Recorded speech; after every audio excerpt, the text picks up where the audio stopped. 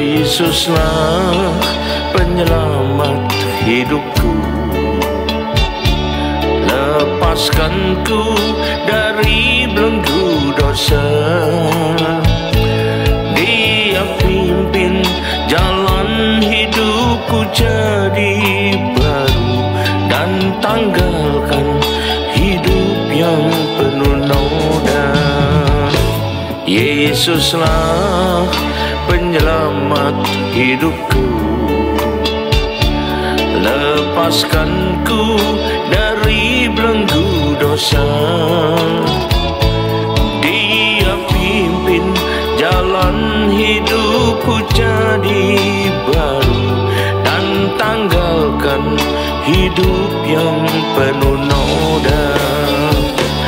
Engkaulah jalan kebenaran dan hidup, untuk dapat sampai kepada Bapa. Ku sembah dan ku muliakan namamu, Yesuslah Tuhan dan Rajaku.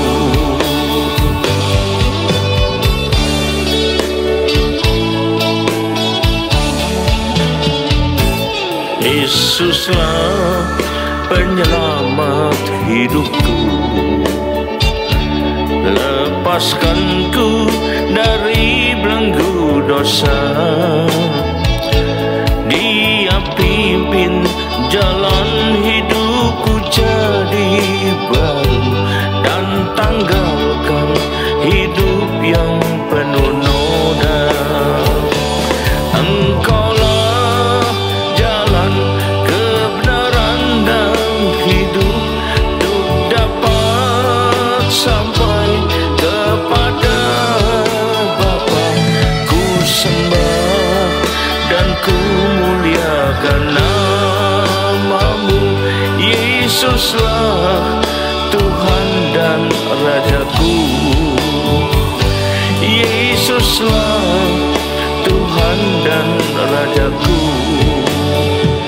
Yesuslah Tuhan dan Rajaku. Amin.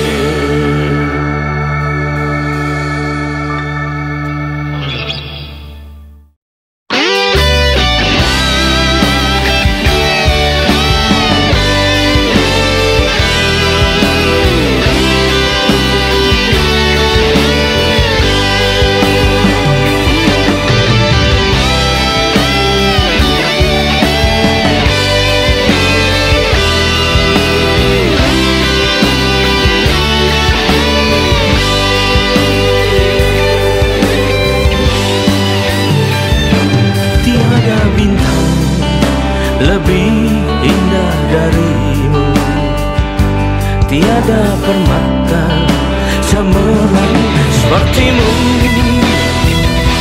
tiada samudra yang sedalam kasih-Mu, yang tak terukur bagiku. Tiada api sedahsyat urapan-Mu, tiada hujan sederas berkat-Mu, tiada kuasa seperti kuasa-Mu Tuhanku. Dalam sepanjang hidupku, bila cobaan datang menimpa,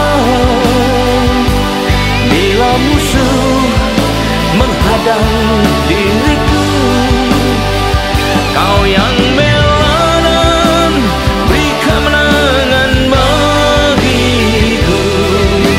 Kau Yesus Tuhanku yang setia. Di saat gelombang datang menggelora, saat badai mengamuk dan menerpa, Kau kan berdiri dan berfirman, teduhlah.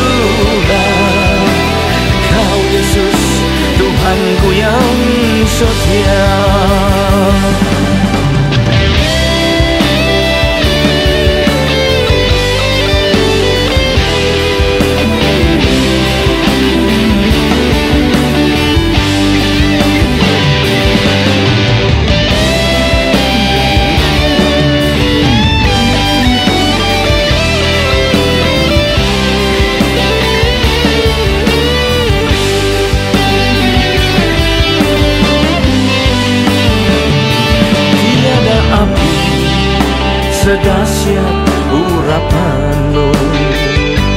Tiada hujan sederas berkatmu,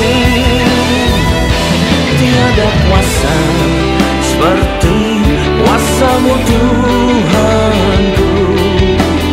Dalam sepanjang hidupku, bila cobaan datang menimpa, bila musuh menghadang diriku, Kau yang bela dan beri kemenangan bagiku. Kau Yesus, Tuhanku yang setia. Di saat gelombang datang menggelora, saat badai mengamuk dan menerpa, Kau kan berdiri dan berfirman, teduhlah. Kau Yesus, Tuhanku yang setia. Kau Yesus, Tuhanku yang setia. Kau Yesus, Tuhanku yang setia.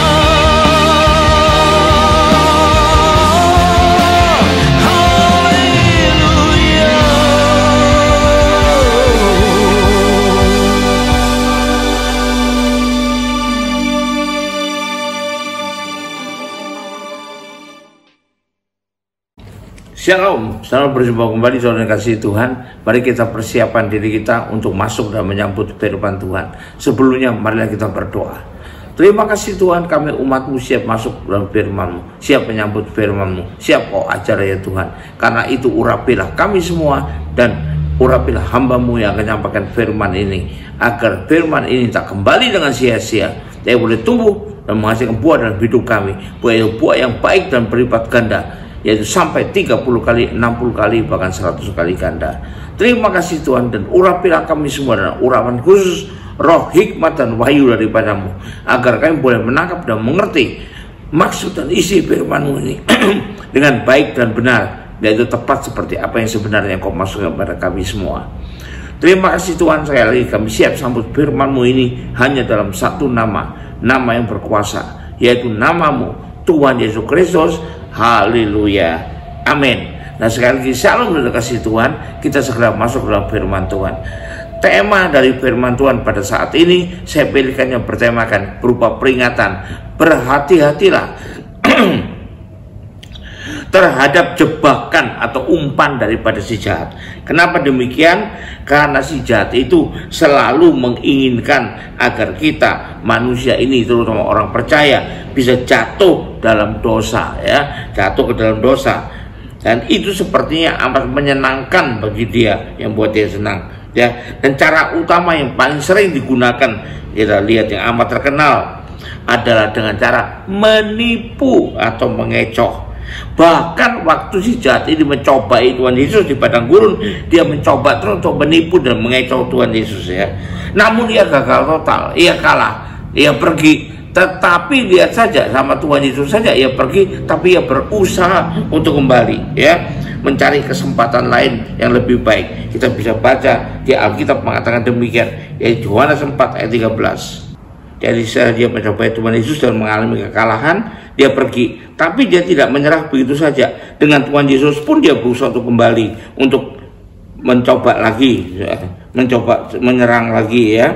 Kita lihat Lukas 4 ayat 13 dikatakan, sesudah iblis mengakhiri semua pencobaan itu, ia mundur daripadanya, ya, karena kalah. Tapi ia menunggu kesempatan lain yang lebih baik, menunggu waktu yang lebih baik untuk maju lagi. Nah, sama Tuhan Yesus tidak nyerah mereka dia, ya, apalagi sama kita. Begitu pula ia terhadap kita. Bahkan lebih dari itu, ia menggunakan cara, kita lihat, ya, di 2 Korintus 11 ayat 14. 2 Korintus 11 ayat 14 kata firman Tuhan, Hal itu tidak usah mengherankan, sebab iblis pun menyamar sebagai malaikat terang. Nah nih, kalau perlu sampai segitunya mau mengecoh kita. Lalu kalau kita harus tahu, kalau kita ingin tahu bagaimana caranya kebanyakan untuk menjatuhkan kita itu, untuk mengecoh kita itu, untuk menjebak kita. Nah, kita lihat beberapa faktor. Pertama, dia mencoba menjebak kita, sehingga memberikan sesuatu pada kita yang sepertinya berkat dari Tuhan, tapi sungguhnya itu adalah untuk menyenangkan dan untuk beri kelegaan, untuk beri kepuasan terhadap keinginan daging. Jadi hati-hati. Kalau kelihatannya kita seperti dapat berkat, tapi itu untuk memuaskan keinginan daging kita, hati-hati. Jangan-jangan bukan berkat dari Tuhan, tapi umpan dari si jahat atau jebakan dari si jahat. Kita bisa baca ya. Lihat Roma 8 ayat 6 dan 7. Kalau dari Tuhan tidak mungkin begitu.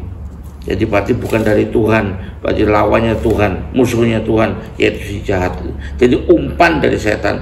Kelihatan orang dapat berkat, belum tentu itu benar-benar berkat dari Tuhan. Siapa tahu itu malah umpan dari setan. Misalnya kelihatannya dapat berkat, waduh, dikasih orang uang, tapi kita gunakan uang ini mau kita gunakan untuk, maaf ya, kawin lagi misalnya. Nah, itu bukan kehendak Tuhan. Atau kita gunakan untuk beli minuman keras, bukan, atau beli narkoba, itu jelas bukan Tuhan. Itu jebakan supaya kita makin dalam jatuh dalam dosa ya.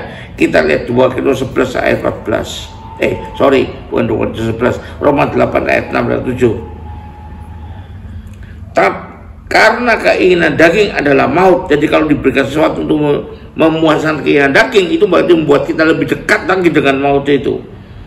Tapi keinginan roh adalah damai sejahtera, sebab keinginan daging adalah perseteruan atau permusuhan dengan Allah. Karena tidak mungkin Allah memberikan berkat yang untuk memuaskan keinginan daging kita. Itu kecohan dari si jahat ya. Apalagi bila kita menganggap, punya pikiran bahwa semua ini dari Tuhan, pokoknya yang baik ini dari Tuhan. Itu bukan yang baik, itu racun sebetulnya. Walaupun kelihatannya lezat, tapi juga ada racun ya. Kelihatannya berkat Tuhan, pemberian pengabulan doa dari Tuhan, sehingga kita makin larut dalam keinginan daging kita ya. Ingat, itu akan makin membuat kita makin dalam jatuhnya dalam dosa.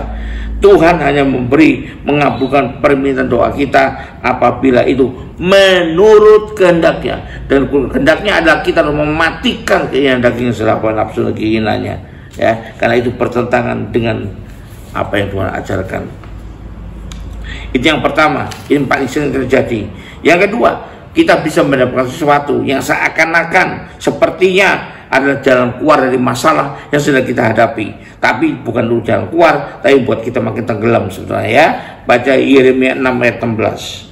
Beginilah firman Tuhan, ambillah tempatmu di jalan-jalan dan lihatlah, tanyakanlah jalan-jalan dahulu kala, di manakah jalan yang baik, dan kalau sudah kita temukan baru tempuhlah itu. Dengan demikian jiwamu dalam ketenangan. Tapi mereka berkata, kami tidak mau menempuhnya, kami bukan mau mencari jalan yang baik, kami mencari jalan yang menyenangkan. Nah ini hati-hati ya, hati-hati. Seakan-akan itu adalah jalan keluar bagi masalah yang dihadapi, tapi ternyata membuat kita makin dalam jatuhnya ya. Kenapa? Karena kurang hikmat dan pengetahuan yang untuk menilai segala sesuatu, jika akhirnya berujung pada masalah, persoalan, penderitaan juga. Misalnya lagi menghadapi masalah, butuh uang yang lumayan, coba pinjam kemana-mana gak dapet karena udah terblacklist di mana-mana ya, dan oleh the blacklist juga oleh teman-teman, di mana kita gagal dalam pinjaman. Kenapa? Karena sering gagal dulu sebelumnya ya, jadi riwayatnya, historinya ada jelek. Tiba-tiba ada yang memberitahu, ada yang menunjukkan kepada kita suatu jalan untuk mendapatkan pinjaman tanpa agunan, bahkan jumlahnya lumayan besar.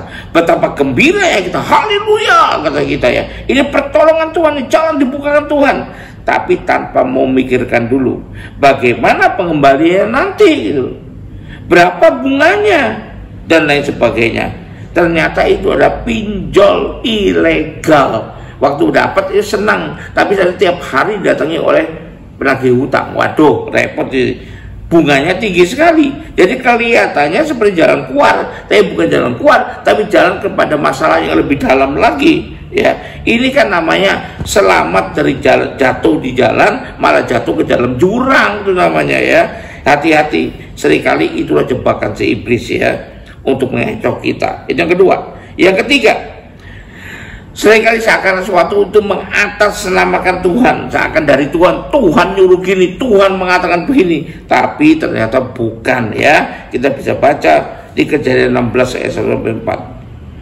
Kejadian 16 ayat 1-4. Adapun Sarai istri Abram itu tidak beranak. Ia mempunyai seorang perempuan orang Mesir, Hagar namanya. Berkatalah Sarai kepada Abram, engkau tahu Tuhan tidak memberi aku melahirkan anak. Karena itu padahal Tuhan janji memberikan kepada kamu keturunan, tapi Tuhan tidak memberikan anak kepada aku. Karena itu baiklah hampiri hambaku itu, mungkin oleh dialah aku dapat memperoleh seorang anak. Dan Abram pun mendengarkan perkataan Sarai, bukan bertanya dulu pada Tuhan ya. Jadi Sarai istri Abram itu mengambil Hagar hambanya orang Mesir itu, yakni ketika Abram telah 10 tahun tinggal di tanah Kanaan, lalu memberikan kepada Abraham suaminya untuk menjadi istrinya. Dan Abram mengambil Hagar, lalu mengandunglah perempuan itu. Ketika Hagar tahu bahwa ia mengandung, maka ia memandang rendah akan nyawanya itu. Lihat, berakhir dengan tidak enak ya. Jadi seakan-akan dari Tuhan, yaitu seakan-akan jalan keluar dari Tuhan, mengatasnamakan Tuhan, seakan-akan Tuhan yang ngomong, tapi ternyata bukan ya. Akhirnya menderita, keturunannya akan bermusuhan terus ya, bahkan sampai saat ini itu keturunan Ismail dan keturunan Ishak ya. Kita baca lagi dari 2 Tawarikh 18 ayat 4 dan 5. 2 Tawarikh 18 ayat 4 dan 5. Kita lihat ya. Mengatasnamakan Tuhan, tapi ternyata bukan dari Tuhan ya. Dan hati-hati, itu mengecoh, si iblis mengecoh kita. 2 Tawarikh 18 ayat 4 dan 5 ini. Tetapi Yosafat berkata pada Raja Israel, baiklah tanyakan dulu firman Tuhan. Nah, tanya harusnya pada firman Tuhan. Lalu Raja Israel mengumpulkan para nabinya dia, 400 orang banyaknya. Kemudian bertanyalah ia kepada mereka, kok nggak percaya langsung pada Tuhan aja gitu ya. Apakah kami boleh pergi berperang melawan Ramat Gilead atau aku membatalkannya? Jawab mereka, majulah, Allah akan menyerahkannya ke dalam tangan raja. Seakan-akan itu jawaban Tuhan, seakan-akan pesan Tuhan.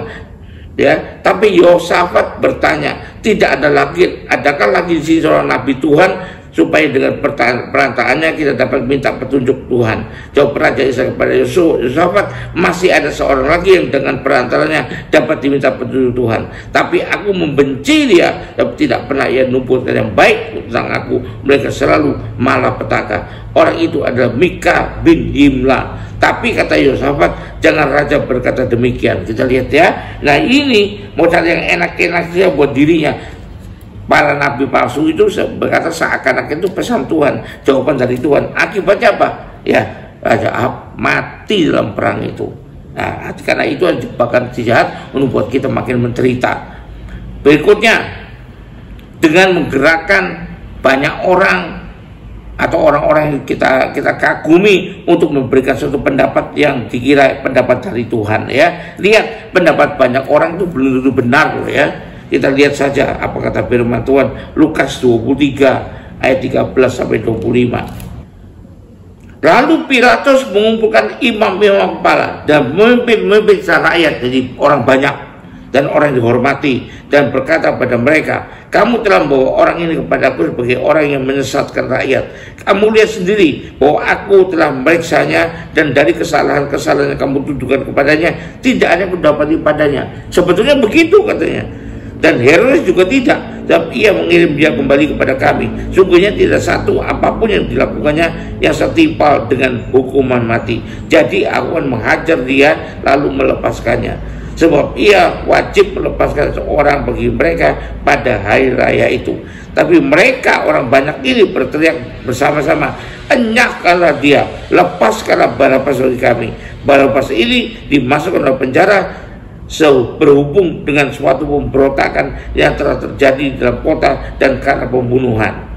Sekali lagi Pilatus bicara dengan suara keras kepada mereka karena ia ingin melepaskan Yesus. Sebetulnya begitu, tetapi mereka berteriak orang banyak gini ya, membalas dia, berkata-katanya, salibkanlah dia, salibkanlah dia. Kata Pilatus untuk ketiga kalinya pada mereka, kejahatan apa yang sebenarnya dilakukan orang ini? Tidak ada satu kesalahan apapun yang kudapatkan padanya yang setimpal dengan hukuman mati. Jadi aku menghajar dia lalu melepaskan dia. Tapi dengan kencang mereka berteriak, mereka mendesak dan menuntut supaya disalibkan, dan akhirnya mereka menang dengan teriakan mereka. Lalu Pilatus memutuskan supaya tuduhan mereka dikabulkan, dan ia melepaskan orang yang dimasuk ke penjara karena pemberontakan pembunuhan itu sesuai dengan tuntutan mereka. Tapi Yesus diserahkan kepada mereka untuk diperlakukan semau-maunya. Nah, ini karena mencampur adukan antara kepentingan secara manusiawi dengan kepentingan secara rohani. Kalau secara manusiawi orang mengatakan suara orang banyak ada yang paling benar, suara rakyat adalah suara Tuhan, Vox Populi, Vox Dei, tapi belum tentu benar, ya.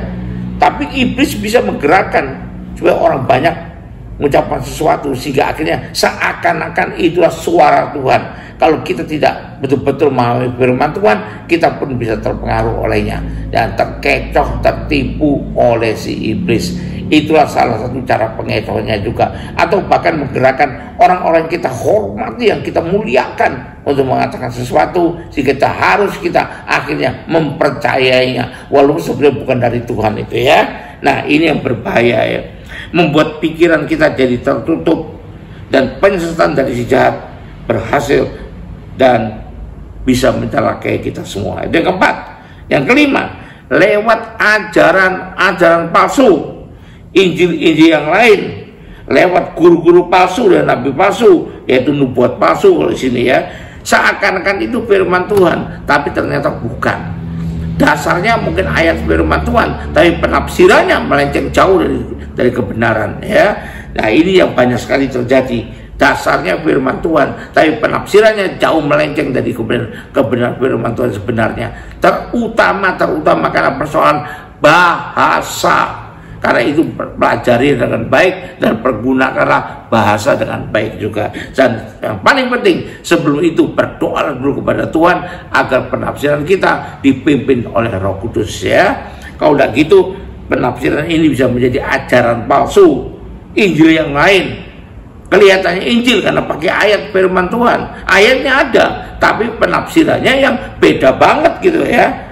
Nah, itu disampaikan lewat guru palsu atau nabi palsu kalau bentuk nubuat palsu yang kita baca di 2 Tesalonika 2 ayat 19. Kedatangan si pendurhaka itu adalah pekerjaan iblis, akan disertai rupa-rupa perbuatan ajaib, tanda-tanda dan mujizat palsu, ya. Jadi bukan dari Tuhan, ajarannya palsu, mujizatnya palsu, tanda-tandanya palsu, nubuatnya juga palsu. Nah, ini ada dibuat oleh si jahat. Yang keempat, kelima, yang keenam, ya, kita lihat sekarang.